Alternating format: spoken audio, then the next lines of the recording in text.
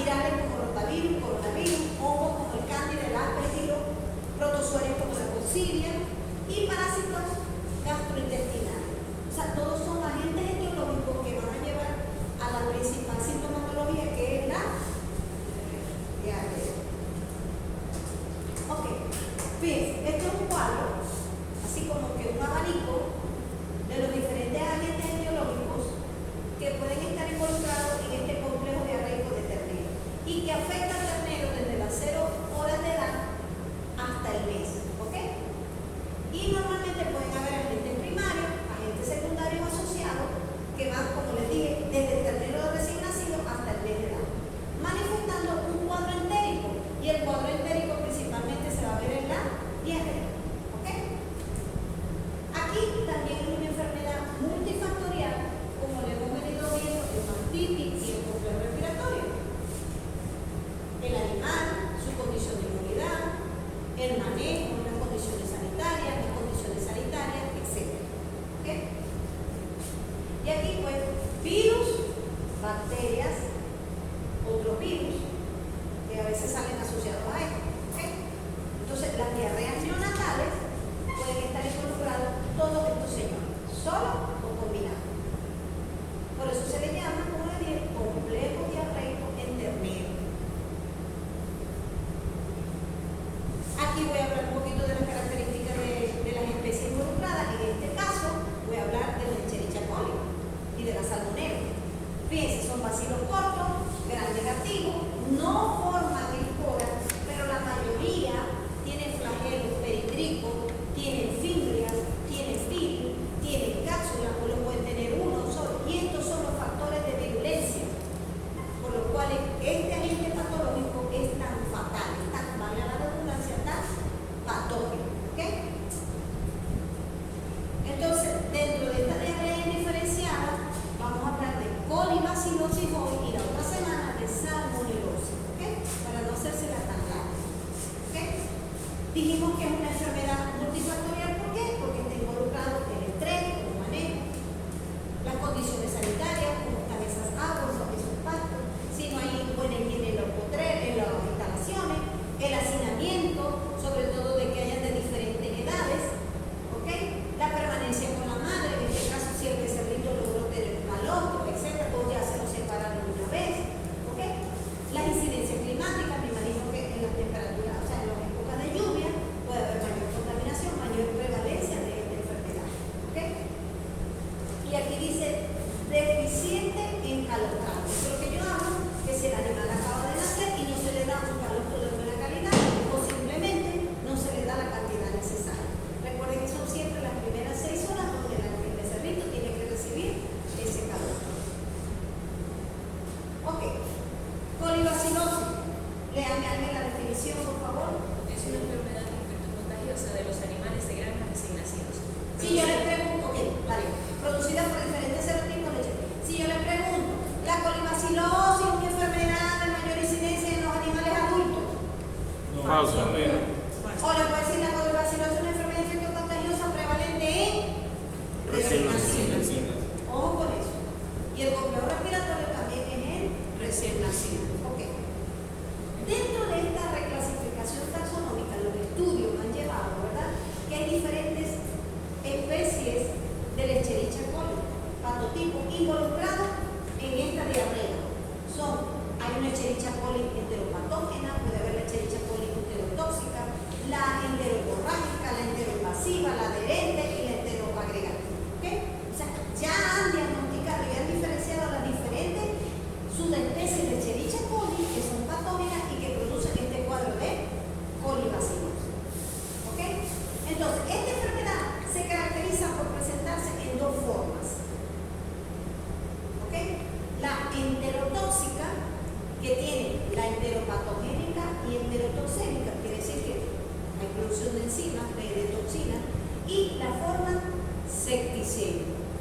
Si yo le pregunto al examen, ¿cuáles son las formas? La enterotóxica, enteropatogénica y septicémica. Porque dentro de esta enterotóxica está enteropatogénica y enterotoxémica. Y está la forma septicémica. Aquí, entero viene de intestino, de gastrointestinal. Aquí podemos ver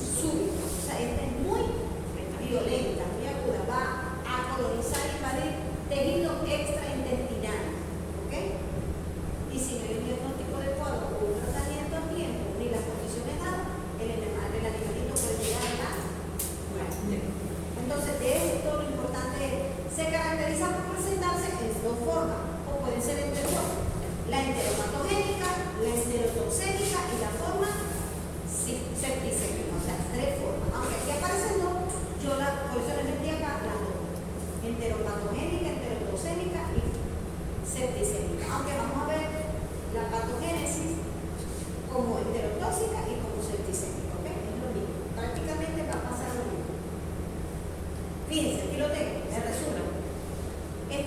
Ocurre en la mayoría de los casos por esos factores de virulencia que tienen la capacidad de adherirse y de colonizar las velocidades intestinales y por el efecto de las toxinas. ¿Qué hacen esas toxinas? Aumentan la secreción del líquido hacia el lumen y por eso es que se ven esas diarreas profusas. Y siempre con las diarreas también se altera el pH, entonces va a ocurrir una acidosis y si hay diarrea, postración y deshidratación puede llevar a la 9. Mientras que la septicémica puede ocurrir esto, pero ella tiene la capacidad de invadir a otros tejidos, ¿ok? A otros tejidos de ese ternero y puede causar diarrea, puede haber fiebre, aumento de la frecuencia cardíaca, respiratoria, poliartritis, porque tiene la capacidad de invadir otros tejidos, meningitis y puede producir nefritis, etcétera, etcétera, por acción sobre todo de las toxinas.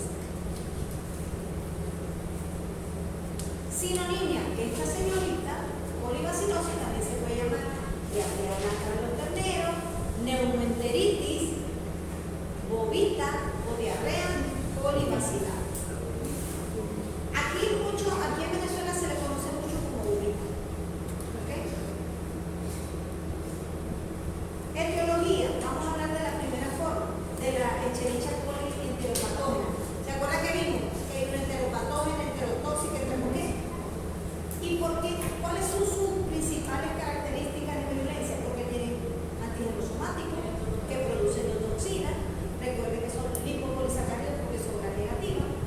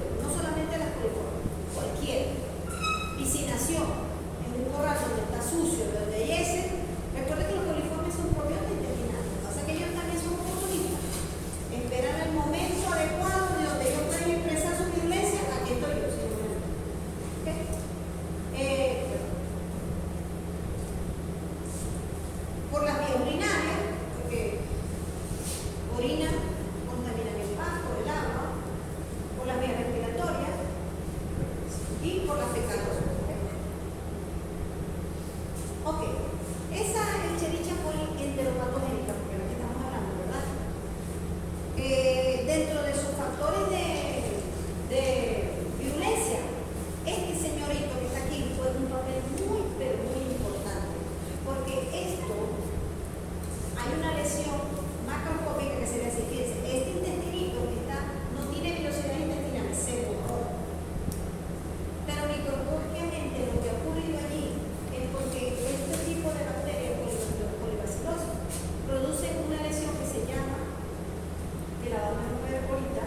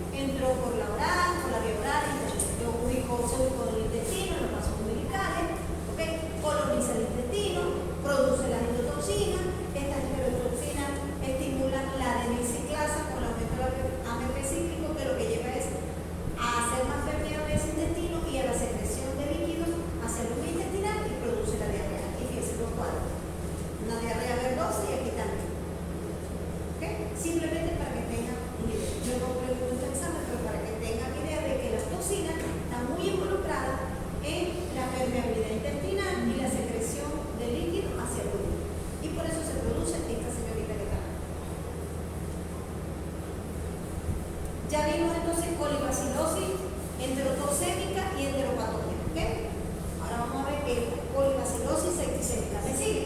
Sí. Tiene lo mismo, la misma vía de entrada, los vasos umbilicales, tiene la capacidad de adherirse a las vellosidades intestinales, puede producir toxinas, pero ella tiene la capacidad de invadir al tejido extraintestinal y se produce entonces la septicemia. Recuerden que septicemia quiere decir cuando la gente patógena toma el torrente sanguíneo para difuminarse por otros tejidos. ¿Ok? Entonces, ocurre el daño tisular, bien sea en el intestino, bien sea en riñones, bien sea en las articulaciones, bien sea en el cerebro, etc. ¿Ok? Produce las toxinas, hay fiebre, shock, hipotermia, aumenta la frecuencia respiratoria y cardíaca, y muchos que se recuperan quedan con secuelas como meningitis, artritis, policitis, uveitis y nefritis. Pero la mayoría de estos casos hay muerte. Recuerden que con el septicemia, y si no se trata bien, esto es prácticamente incompatible con la vida. ¿Ok?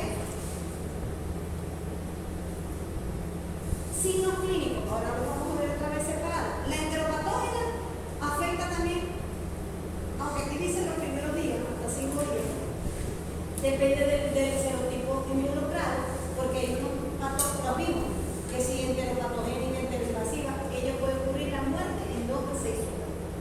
Ocurre lo principal: diarrea abundante, pastosa, amarillenta, blanquecina o verdosa. Hay deshidratación, hay distensión abdominal, hay acidosis, contracción y muerte si no se trata. ¿Okay? La colibacilosis septicémica va a tener los mismos síntomas, ¿ok? Pero como es septicémica, la enfermedad puede resultar fulminante en 24 a 96 horas. Hay signos sistémicos: fiebre, anorexia, depresión, aumento de la frecuencia cardíaca, de la frecuencia respiratoria. ¿Ok? Fíjense que puede haber al principio fiebre y luego una hipotermia. Acuérdense, cuando entran en shock hay una hipotermia, reflejo de succión débil, puede haber otro diarrea y muerte. ¿Ok? Diagnóstico con la sintomatología principalmente. ¿Qué vemos? La sintomatología, la epidemiología, donde estamos, ¿ok? La historia médica. ¿Ok? Pero ¿cuál es el problema de diagnosticar? Que la colibacilosis es parte de ese complejo diarreico o diarrea indiferenciada de los carneros. ¿Ok? Y que ella es flora normal del intestino. Solo si cuando hay alteraciones, hay estrés que llevan a la inmunosupresión, como le dije, ella es oportunista y va a exacerbar todo su grado de violencia. ¿Ok? Entonces quizás allí es el problema. Claro, contamos con el apoyo del laboratorio, podemos hacer el cultivo, la serológica